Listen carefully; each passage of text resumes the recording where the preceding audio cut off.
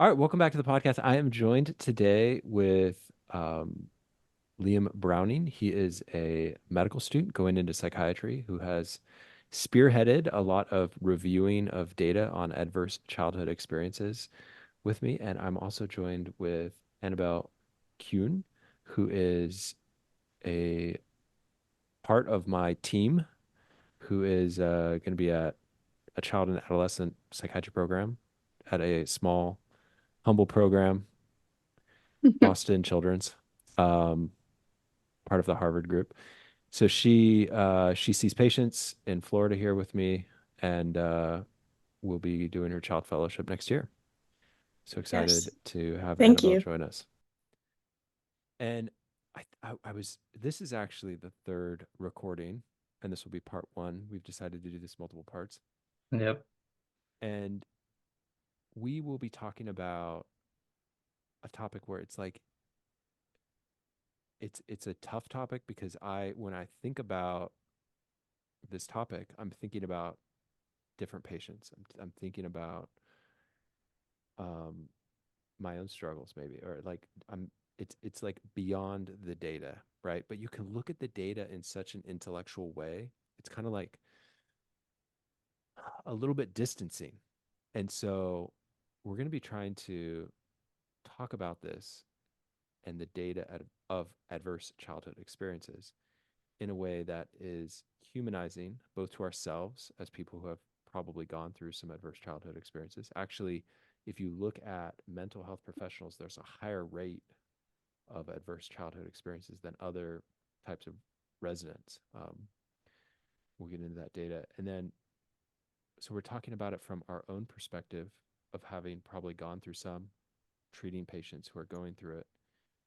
We're going to be talking about data and statistics, which I think it's important to talk about because we don't want like a conceptualization of what it means that is not in reality. We want it to be grounded in like this is what the data actually says currently. We'll talk about what we know, what we don't know, how it's even studied, what happens to the brain, what happens to the inflammation pathways, what happens to the cortisol and the stress systems. We'll talk about intergenerational trauma. I'm hoping that this will increase our empathy for ourselves, our empathy for those that we treat. I'm hoping that this can give us a sense of hope so that if you have gone through a bunch of adverse childhood experiences yourself or treating those with it, that you're not just in a hopeless place. And I feel like some people who talk about it in pop psychology, it becomes very hopeless the way they communicate it. So, um, Liam Browning, any sort of introductory thoughts as we sort of jump into this? And then I'll ask Annabelle the same. Yeah. Like you mentioned, this is our third time recording the podcast on this topic. And for me, this is the first time recording it after starting my psychiatry rotation. And I started on inpatient a couple weeks ago.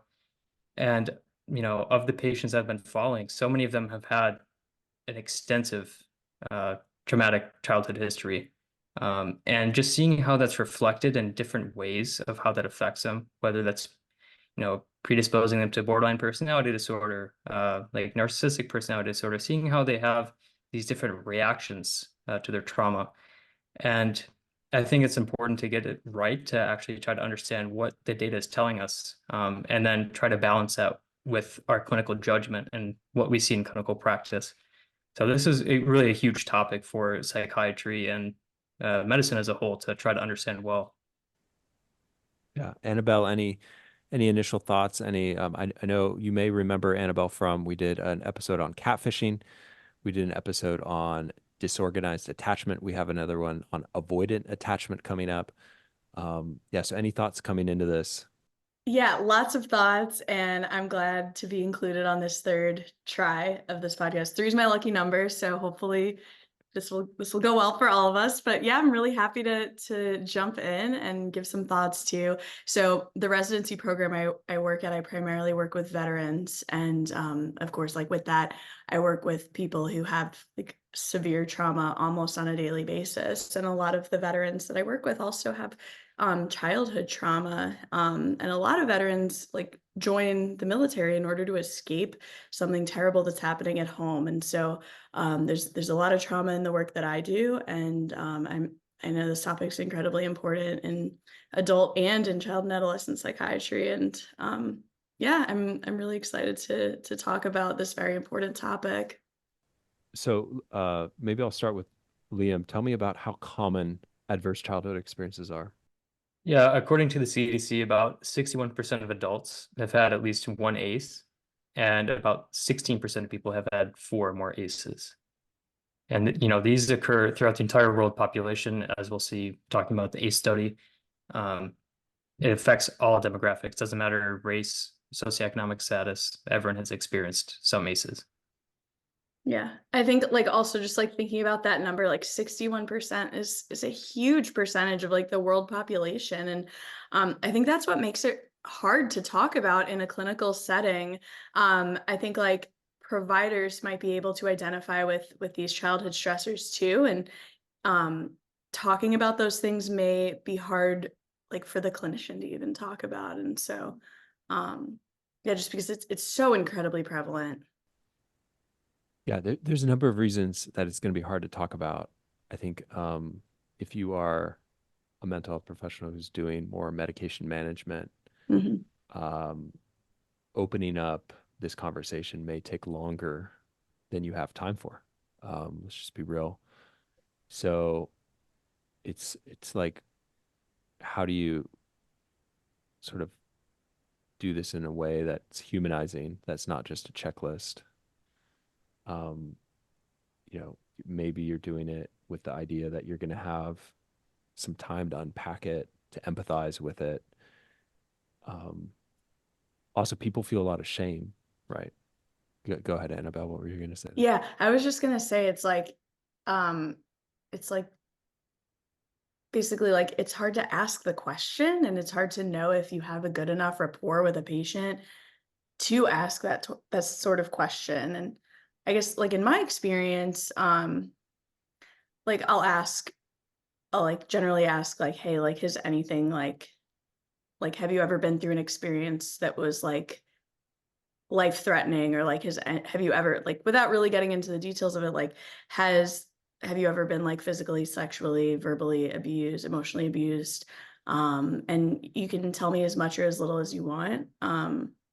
You can just say yes or no, or you can say we can move on. I always give the power back to the patient, because that's one of the main issues that comes up with trauma is people feel powerless. And so I always put the ball in their court. And then if they say yes, I I'll never pry for more information. Generally, people haven't just like spilled everything to me when I ask that sort of question. We just sort of leave it as it is. And then I'll like ask more about like, well, how does this impact your day-to-day life? And is this something that you've like feel like you've worked through, or is this something that's still like really, really troubling for you? And we'll kind of go from there. Yeah, I I I, I take a very similar approach to that, and what I will look for is what emotion comes up as they tell me. Some people will very hurriedly, you know, kind of yes, no, and you can tell they want to move on. They don't want to go there today, right? Mhm. And so, I don't, yeah, I'm like you. I don't want to pry when the trust isn't built, because Yeah. it's an important conversation to have when there's enough trust, and it will inevitably come up as the trust builds. So you you don't know when that amount of trust is when they're ready for it. Um, and Another thing too, sorry to interrupt, but like one of my supervisors has like encouraged me to like be the one to bring it up. And um like some of my supervisors I worked with have suggested that maybe a patient wouldn't even bring this up on their own unless like specifically asked about it, because it is embarrassing, it is shameful. And so like that was something I like really learned throughout residency, is that I need to be the one who brings this up and asks the hard questions. Um and then and only then can the patient like feel like really heard and like really like okay to be in this space with me.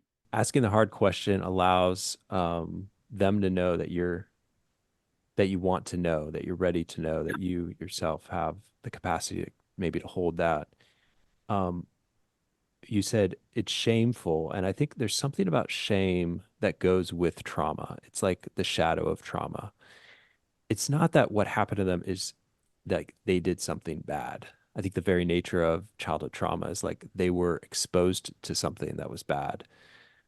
Something happened to them that was bad. And then they took that on themselves and they started telling themselves, I am bad because this thing Right. happened to me.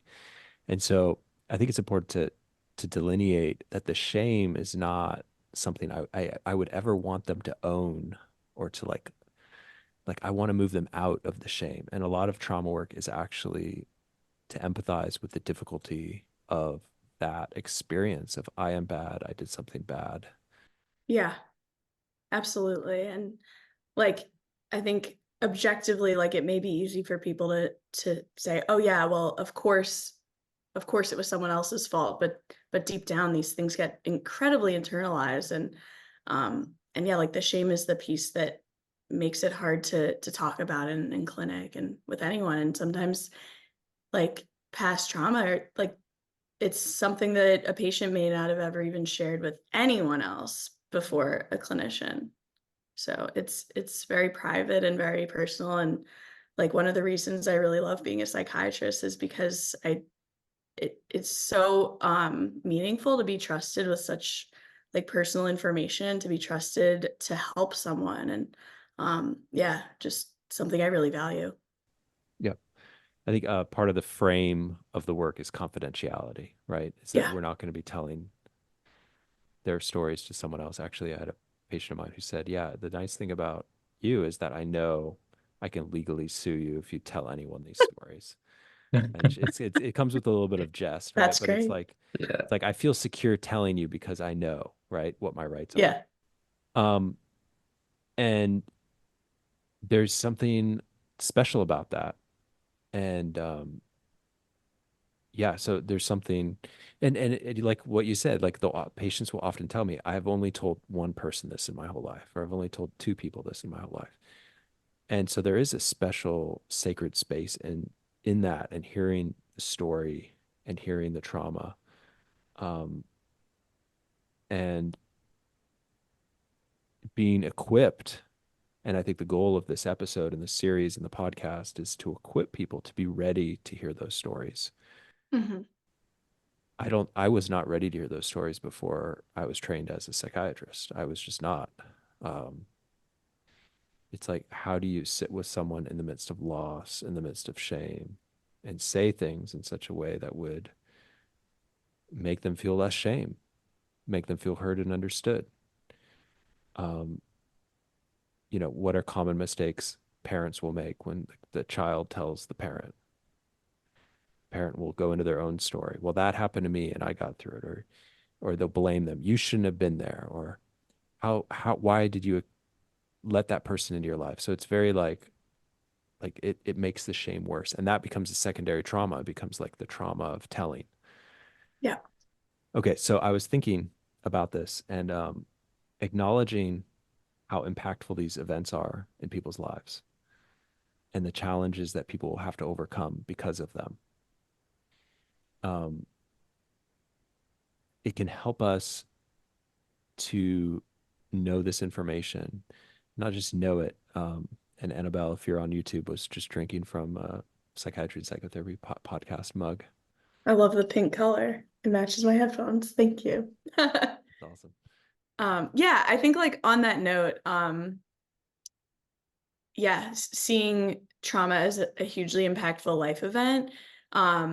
It's important to know as a clinician because like PTSD and trauma responses can present with symptoms that are similar to like generalized anxiety disorder, major depressive disorder, and like a patient may be misdiagnosed with something like that when in reality, like a lot of this is a trauma reaction. And if a clinician doesn't even know about that, like of course it's going to look like GAD or MDD. And so yeah, Yeah. diagnostically it's key.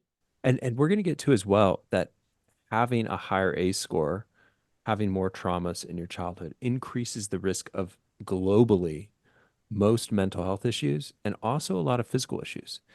And so this really does remind me of the core dialectic of dialectical behavioral therapy, which is like, given your experiences and the challenges you faced, it's completely understandable why you're struggling right now in the way that you're struggling. Okay, whether they're self-harming, whether they're using substances. Okay. So it's like it does increase the risk of those behaviors. And then the second part of the dialectic, right, is to recognize the patient's or your own strong desire to overcome these obstacles. And so to value that as well. And so that's the dialectic, that's the other side of it, right? Which is something like, and together we're going to strive to overcome, because that's one of your goals, is you want to overcome and you want to live a life that is rich in relationships and friendships and meaningful work. Um, so I do think that understanding how trauma impacts the nervous system and how it increases the risk for all these mental health issues can give us more compassion, actually, to see people Hmm. and understand where they're coming from. So hopefully it reduces shame. For me, that reduces shame. It's like, well, of course, one thing, oh man, it's just like the, I heard this is like such a mind blowing sort of realization that I had. Okay. I'm ready. I don't think I've ever Okay. shared this on the podcast. Let's hear it. The strength of the defense, the largeness of the defense is equal to the largeness of the trauma. Or it's like a reaction against the environment, the trauma. Okay. So if someone is heavy intellectualization, heavy hypoactive or hypomanic defenses, right? Heavy, like defenses against sitting with the underlying emotions, probably fear, shame, anger, they go somewhere else. The defense is so strong. It's because underneath it, there's something so big. So if all you see is the defense, Hmm. someone may be off-putting, someone may push your buttons in a certain way. But if you can see that the strength of the defense is actually equal to the strength of the underlying issue, it can make sense of it. What do you think? I like that one. I've never thought of it like that, but I'm just like thinking about so many different scenarios where that's incredibly true. Yeah, I think that resonates with me as well. And I think what'll be interesting to see is that a lot of the research on ACEs and trauma, they do not focus on an individual's defensive structure because, I mean, how do you actually study that in an objective setting and in a way that's scalable? So I think that in psychiatry, we tend to shy away from these perspectives of looking at someone's defensive structure and how that interplays with their symptoms. Um, but in reality, we can't really objectively study that as well as we should be able to. I think like in some ways though, like the defenses are built into the like at least the DSM-5 diagnostic criteria for PTSD, like people who and even like for borderline, which is another trauma response or can be another response to trauma, like both do include like risk-taking behaviors or like avoidance or dissociation and like through that lens, yeah. But like from a day-to-day perspective, like yeah, you're so right. It can be pretty hard to like to study. Um, that's a good point. Yeah, well, I think one of the common things that I've seen is like this new research has come up, and then it's like, oh, and what's going to be the treatment of this? It's going to have Hmm. to be something new. Oh, you know what? Maybe it's brain waves. Maybe we need to sit there and do like brain biofeedback. It's like, no, the therapy works, right? Exercise, diet, all those studies, everything that we've talked about in the podcast to date, the power of the therapeutic alliance, the power of the therapeutic relationship, all of this is the same thing that's going to help someone overcome. It's not like there's going to be some new solution.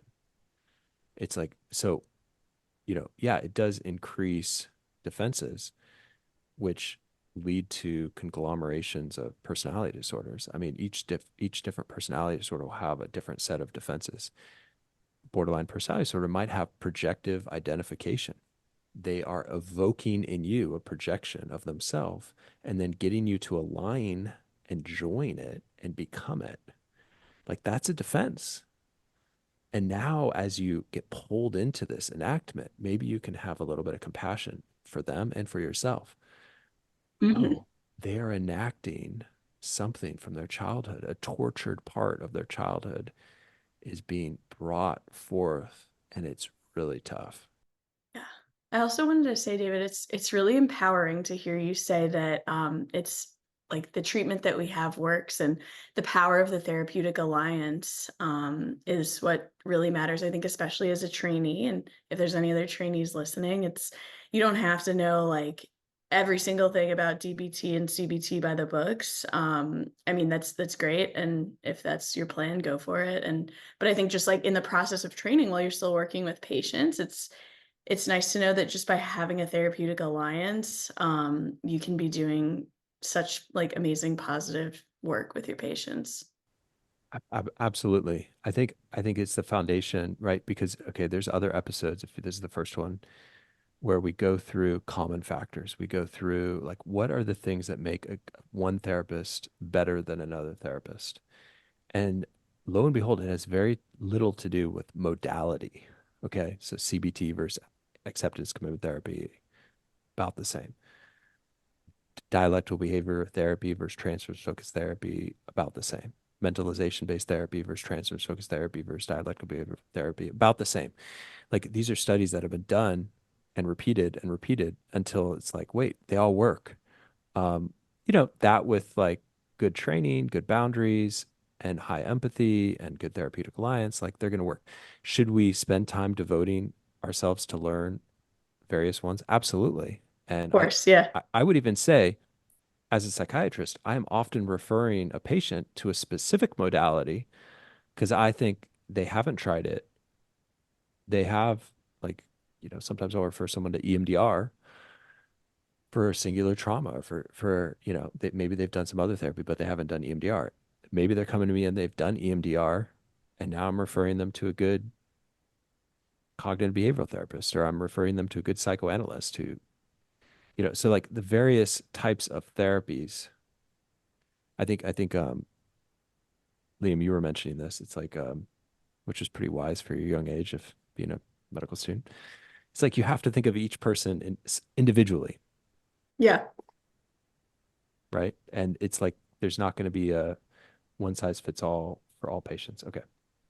So, okay, this was a very interesting study right here. This Casanetti and Tarchi et al.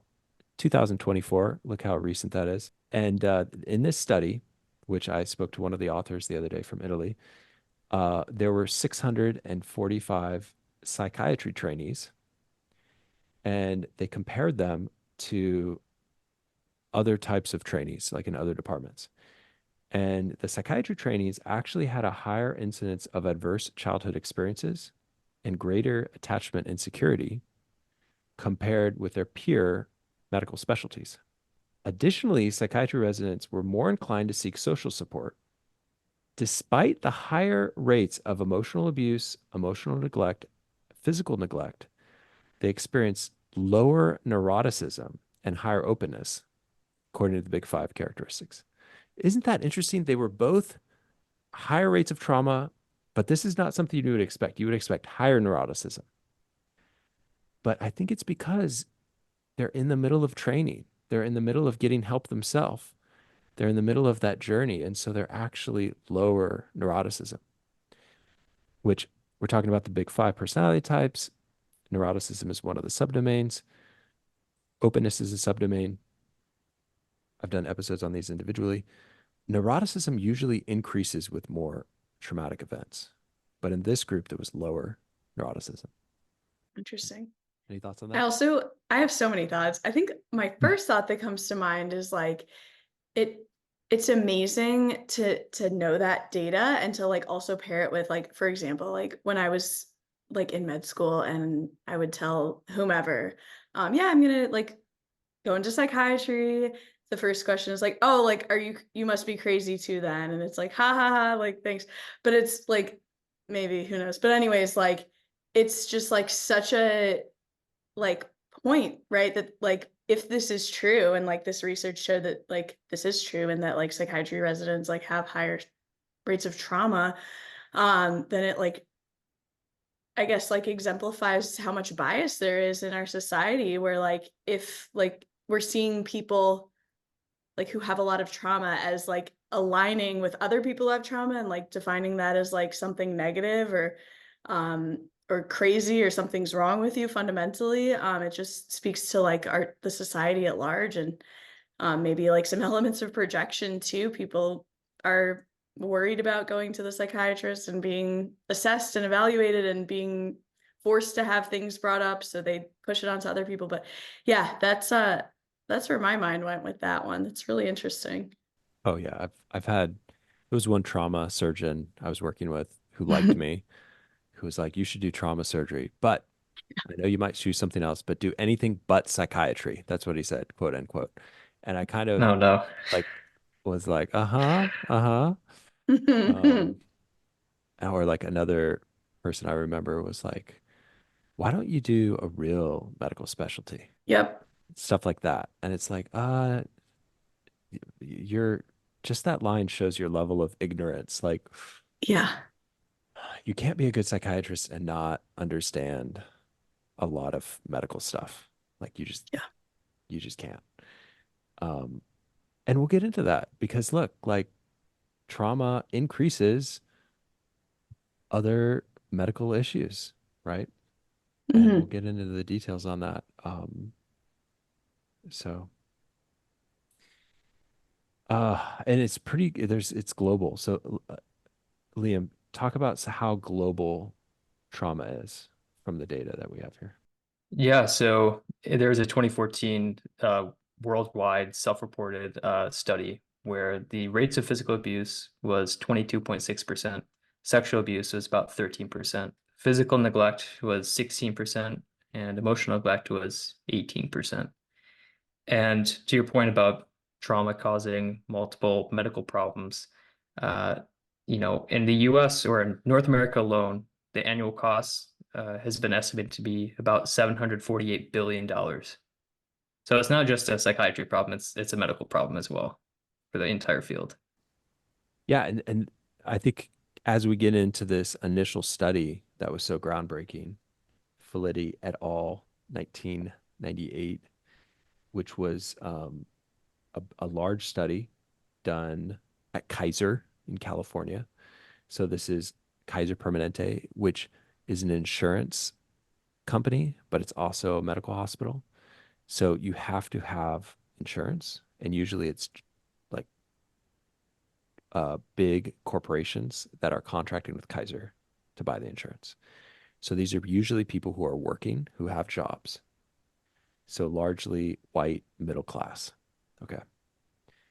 And Liam, do you want to break down the study a little bit for us?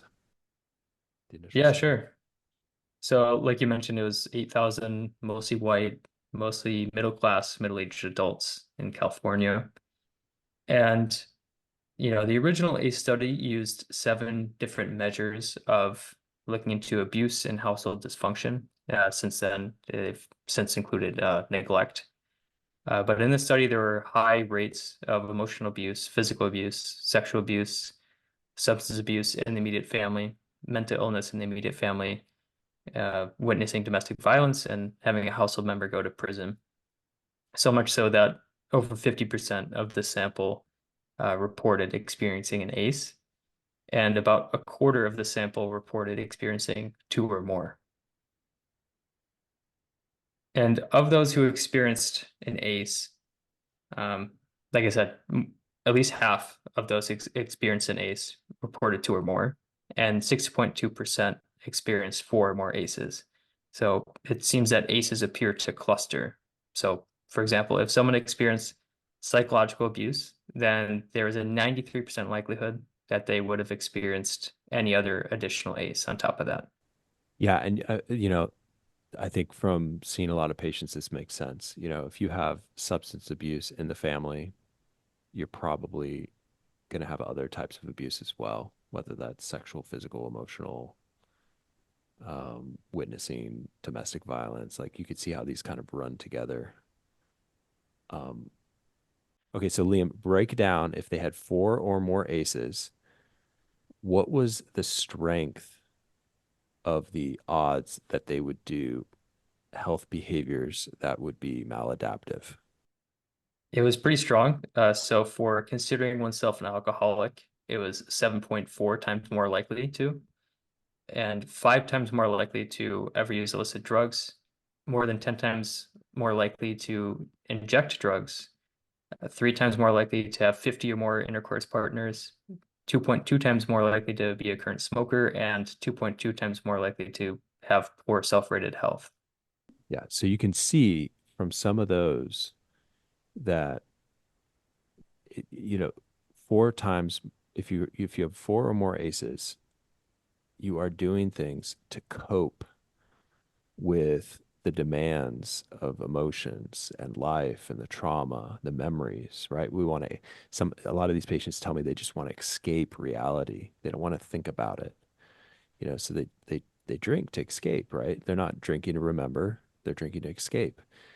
They're injecting drugs to escape, to cope, to suffer less, right?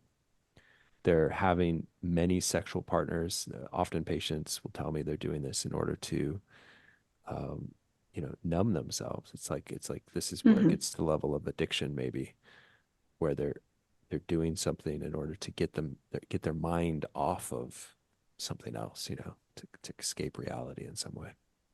Annabelle, any thoughts as you hear these Yeah, things? even like I've heard of people, like many people saying that they watch a lot of porn to try to escape from negative thoughts when they're feeling alone and like overcome by like memories of trauma.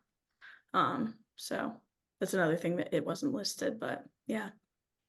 Yeah. Some of those patients will tell me it's not just half an hour once a week porn. It's like a couple hours a day, 3 to 4 hours a Yeah. day level porn.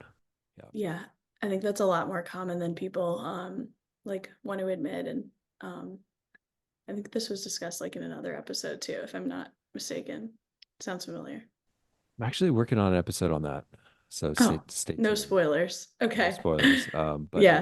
does impact the brain, and I'm curious how it impacts the brain. So we're Yeah. we're gonna do a deep dive on that, which Just like thinking about like these behaviors again, like we were talking about how like the response and how it interacts with like the trauma itself. And like you could look at a person and say, oh yeah, like I don't know, this person like uses drugs, this person's an alcoholic, this person has like a ton of sex. They're bad, something's wrong with them. Like, why would they do that? But it's like, okay, like, why would they do that? Like they've experienced something very traumatizing that is in no way their fault. And this is a way that they're choosing to cope with that. And they don't want to do it. This is just like something that works for them. And a lot of people I've spoken to who like come for treatment are hoping to find better coping mechanisms and things that are healthy and like work for like a healthy, normal functioning lifestyle. And so I think like it's easy to be like judgmental and to see something at face value, but it's more important to really dig deep and figure out why is someone doing this and what purpose is this behavior serving them, and then you can move on from there. very much in line with like this, like the dialectic, right, of DBT, Yes. which is like knowing your life and or partially knowing your life and what you've gone through makes sense why you're doing some of these things. And I hear your goals and your desires to overcome, and that's why you're here. And so let's work together. But yeah, I like how you say that. It's like, do we want to evoke shame for the behaviors that are used to cope, or do we want to have those increase our empathy that there's something underneath? And it's like I can't imagine running a chemical dependency detox without process groups, without trauma informed care, because it's just going to be there. Like you're going to find it. Okay, let's talk about the adverse health outcomes. And I think we're going to need to like some of this stuff is going to be hard to hear if you've been through a lot of trauma. So please know that I'm going to try to make sense of this and add some hope to something that seems very hopeless. But Liam, since you wrote this out, why don't you break it down for us? How, and this is four or more still? Yeah, this is four or more aces. Someone with four or more aces, 6.6 times more likely to attempt suicide, according to the study. 4.6 times more likely to report being depressed for 2 or more weeks. 1.6 times more likely to be obese. 2.2 times more likely to have ischemic heart disease. Almost 2 times more likely to have cancer. 2.4 times increased likelihood for stroke. 3.9 times more likelihood for bronchitis or emphysema, 2.4 times likelihood for hepatitis or jaundice, 1.6 times more likely to have diabetes, 2.5 times more likely to ever have an STI, and even for skeletal fractures, 1.6 times increased likelihood. So when I look at this, it seems dire. It seems like, oh gosh, increased risk of stroke, increased risk of cancer, increased risk of diabetes, like, and it's almost double the risk for most of these things. Um, increased risk of skeletal fractures. It's like, what? What is going on? And some of it is like I ask myself, okay, how much is the maladaptive behaviors? Like we know people who smoke have higher risk of emphysema, lung disease, right? Cancer. We know that people who use a lot of injection drugs are going to have more medical issues. Liam, anything that you found delineating how much of a mediator the poor or the maladaptive health behaviors are to increasing the risk of the physical issues? Yeah, I think that that question is still largely up to debate, but I looked into this a little bit more by looking at two different studies. So one of them was actually using the same data from the study. This is Brown et al. 2009. And they were looking at people with six or more aces. And they actually found that people with six or more aces died on average 20 years earlier than those without aces. And although there was a equivalent mortality rate between those with six aces and those with zero, the people with six aces probably were younger. So that means that they had, more chronic effects that caused them to die at an earlier age. And so in this study, when they looked at the different odds of dying at the age of 75 or younger than 75, the people with six aces or more compared to zero aces, they were 1.7 times more likely to die before the age of 75. And up to six, no other aces were significant. Up to six, no. Say that again. Up to six, no more aces were significant. What does that mean? Yeah, so according to the study, if someone had five aces or four aces, they didn't have an increased risk of mortality at a younger age compared to zero aces. Only the six or more aces group did. So kind of answering the question of if this is related to the causes of trauma or the outcomes of trauma, like the different behaviors associated with that. When they controlled for the different variables associated with that, such as prevalent diseases, poor mental health, sexual and reproductive health, social problems, prescription medication utilization, this hazard ratio of 1.7 dropped down to 1.2 and was no longer significant. So you could read this as the things may go together too much to actually use these things as a control. Um, but I think there's actually a little bit of a hopeful message in this as well of like, okay, if you are someone who's a mental health professional who is not smoking, not drinking, you are getting treatment, you are seeing mental health professionals, you are working through your stuff, then it's going to reduce your risk quite a bit. It seems like it's a yes and like it of course the trauma impacts people and their coping and the coping is a short-term solution, but the coping patterns that they use are also a long-term detrimental thing. Now that being said, when I'm treating a patient and they have a lot going on, I may not be worried about them smoking today. Like, hey, let's get you out of the manic episode. let's get you out of this place where you're feeling suicidal. We're not going to worry about the smoking today, right? That may be like a secondary issue, but eventually, hopefully we get to all the things that would reduce risk. So that's one of the hopeful messages I have. But tell the second study, and then I'll give my second hopeful message. Yeah, the second study was a prospective cohort study of over 6,000 participants, and they followed them from 1995 to 2018. And they actually used 20 ACEs, so they included variables related to socioeconomic status and then also self-reported health. And they found that with each additional ACE, there is an increased likelihood of 4% uh, increased mortality risk. Um, but when they controlled for hypertension, cardiac disease, cancer, stroke, and diabetes, some of these chronic medical conditions, this association fell to 3.3%, but it was still significant. So my sort of read on this is that even when you control for these chronic conditions that are probably the leading causes of death, you still have an increased likelihood of premature mortality. So that could mean that the mortality risk comes from the like suicidal behaviors or accidental deaths and not the main causes of death. Yeah, and so the hazard ratio goes to about 1.033. Is that correct? For each Yeah, additional ACE. Okay. So 1.00 is a lower hazard ratio, but it is there, right? right. So yet, So yes. even if someone had 20 aces, that only counts to like what 1.6 something, 1.6 overall. And that's pretty similar to what we found in the other study for six or more cases, which was 1.7. So what I would not want is for someone with like six aces who's listening to this who just feels like a death sentence, right? That's what I Yeah. don't want. And it's like when I have patients who go to a doctor and the doctor says, you're bone on bone, and that's why you're in pain. And so they walk around with this belief they're bone on bone and they're going to die, right? So I'm very hesitant to put out this information without the disclaimer that like you could actually do some things about this today, right?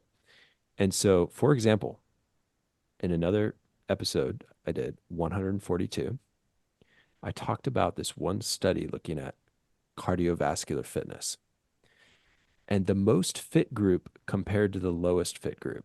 So the lowest fit group is the bottom 25%. The most fit group was like the top 3%. The increased hazard ratio of being a part of that lowest fit group compared to the top fit group was five. Okay.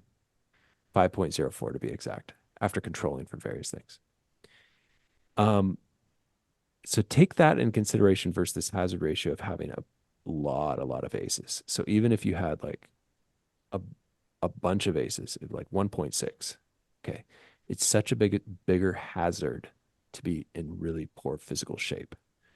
And so that's one thing you may not be able to control today, like if you're really out of shape today, but you can develop a plan over the course of years to get in much better physical shape. Okay. And I say years because it is a true journey and I am on that journey myself every day, right? Is to fight entropy. Annabelle, any thoughts on this? Yeah, lots of thoughts. I think one thing that comes to mind is like you can look at these studies and think like, okay, like is it the chicken or the egg? Like is it the trauma that causes all of this or is it the reactions to the trauma? And it's one thing that I was thinking was like of the people who like reported zero aces, I wonder if they were being honest about that. And I wonder like how accurate that was, if the self-report, because there is so much shame associated with it. It's like if someone isn't ready to address that, like what happened to them in their past, then they might not be ready to like admit that it happened to them, like on a self-report scale. So I just wonder about that. But also, um, like we do know that like people who are living with like years and years of unresolved significant trauma have like higher cortisol levels and like live with a lot of extra stress in their lives. And yeah, like getting involved with a mental health provider, exercise, eating right, sleeping well, all of those things combined can absolutely like decrease the impact of trauma like the impact that the trauma has on your day-to-day functioning. And therefore, like ideally or like logically, it would make sense that like all of these risk factors could go down. Yeah, and I hear that, and I know there's either a person out there who does not have a lot of resources, or there's a provider who's like, yeah, but you don't know the type of patients that I'm dealing with. These are low resource people. Like they don't, a lot of them can't get into a therapist, or they can't get into a good therapist, or, a lot of them, like the insurance won't cover treatment, Yeah. and, and so I'm aware of that reality. And it's like at the air of being too hopeful, right? It's like I could err being too hopeful here, saying like no, like there are things that we can do collectively, right? We can struggle, and maybe as mental health professionals, as a group, we can lobby for better insurance for everyone, right? Maybe as a group, we lobby for higher reimbursement so people actually become therapists, and want to see insurance patients. Maybe we can lobby to make the insurance companies have to pay when someone sees someone for mental health, and not like make me write 3 letters to get the reimbursement. I don't know. So I think that there are things that we can do, and maybe it's not like the solution is simple. Please do not think that I'm sitting here thinking that the solution is simple to this. It Mhm. is massive. It is overwhelming, but so is trauma. So is like it, but I think it's better to think through like, okay, let's define the problem accurately, and let's define the solution, and then let's use that to empower the next generation, right? So it's Yeah. meaningful. It's like the work that we do is meaningful, whether it's, whoever you are meeting today to sit down, to give empathy to help out, that is valuable. That is part of that journey. That's part of pushing against this big weight that seems completely unmovable. And intergener trauma is passed on, right? So if someone has a really awful high trauma environment, it's going to be harder for them not to use drugs and alcohol, so that it's going to be like like if you're seeing this as like a ripple effect, I think it's actually helpful. And if we're trying to ripple it in the opposite direction of trauma, we're trying to be the healers. We're trying to go out there and move the dial a little bit in the right direction. And so that's my hope. So I want to be Yeah. hopeful. I want to provide meaning to us as providers, that we are in this work, we're in the trenches, we're trying to make an impact. And of course, it's really, really, really hard. And so I don't want anyone to listen to this and say this is a minimization of the trauma. No, it's not. It's actually saying we need to focus on it. Or there's a simple solution. No, it's not a simple solution. It's really, really hard. Right. And I think like adding on to that too is like we're talking a lot about like dealing with the after effects of trauma, and like a lot of people might think like, well, like why don't we just stop trauma from the source? And like that the solution for that is incredibly complex and not simple, and like intergenerational trauma is real, and people like who were traumatized may, traumatize others. But I think like one area of hope that I was seeing from our research that we did is like there was so many psychiatry residents who have like a history of trauma, and like looking at that is like, okay, well, that's like a big proportion of people who like something terrible happened to them, and yet they're like doing something like good and helping other people with that instead of like perpetuating the trauma that happened to them. And so that's, Right. yeah. Absolutely. It's like it's meaningful, right? It's meaningful to actually take the awful. I mean, it's unusual, right? It's like really cool. The Mhm. human potential to take something awful that happened to them, to not repeat it, and then to also become part of the solution for other people who Yeah. have been through the same thing. It's like that's beautiful. Yeah. That is beautiful. We as professionals, we need to support each other. We may do things a little bit different, right? I'm okay if you don't practice exactly the way that I practice. Like, hey, we're all we're trying to push up against this weight. Hopefully it's not just like Sisyphus pushing up the weight to have it roll down again. You impact one person's life. You do therapy on one person, and it's like generations will be impacted. And so sometimes you have to like keep that meaning while you're in the trenches with that one patient. It's just a lot, right? Because when you sit with someone in Mhm. the midst of trauma, you feel what they feel. And not only that, but your trauma gets evoked.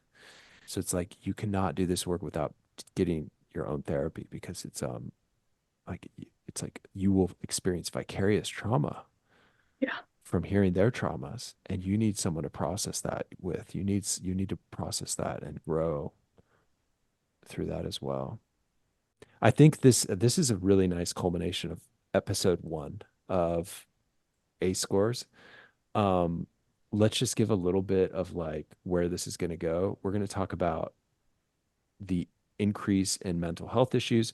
We're going to talk about the newest measure that's used for A scores, the childhood trauma questionnaire. Short form is the most commonly used one in the past decade. We're going to talk about how ACEs increase psychiatric diagnosis in a dose dependent manner. We're going to talk about complex PTSD, the ICD-11 version of, what is complex PTSD. We're going to talk about PTSD. We're going to talk about borderline personality disorder. We're going to talk about um, the psychological functioning of different ways in which people psychologically get impacted. And we're going to talk about different types of abuse, the increase in dissociation, how emotional regulation is impacted and negatively impacted. Um, I'm going to talk about the value of an enriched environment. This was a super cool study, just to kind of like plug it right now. The Romanian study, these Romanian twins were, or these Romanian children were adopted out of really awful, dire situations. Weight, height, brain size, 2 standard deviations below the mean, IQ, half of what it should be. After a couple years, weight and height normal, head circumference still 1 standard deviation below the mean, IQ still a little bit lower, but almost back to normal. Like, how amazing is that? The enriched environment can change the brain, can change weight, height, body. That's a cool study. We'll talk about that. Um, and yeah, and then we're going to get into the biological aspects. We're going to get into cortisol. We're going to get into the brain changes, the different areas. So super excited for you guys to join us in this journey. I think we'll keep this episode. We will not scrap this episode. Um, Annabelle, I feel thank like it you. went well. I Yeah, think it Yeah. was, absolutely. Thanks for having me. yeah, I think it's an exciting series to do. And if you are listening to this and there's that one study that you want to make sure we know about, go ahead and send me an email. Go on psychiatrypodcast.com. It's super easy to send me a message. And if you're a researcher in this and you have your own research paper that you've done, and you want us to make sure that we know what it is and how cool it is, you can send that to me as well. So we will be doing this over the course of probably a couple months. So, all right, we'll leave it there for today.